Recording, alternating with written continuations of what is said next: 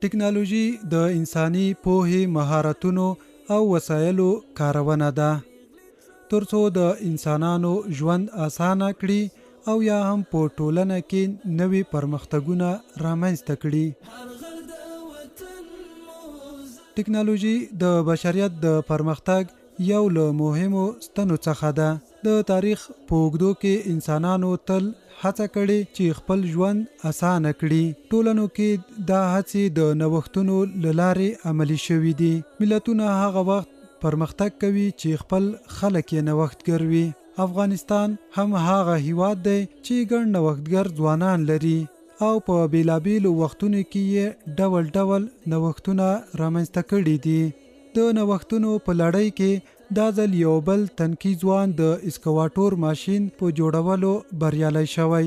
نوم یې شاکر الله او د خوست ولایت اوسیدونکی دی. که څه هم د جوړ شوی ماشین کوچنی دی خو د ارادې لوړې دي.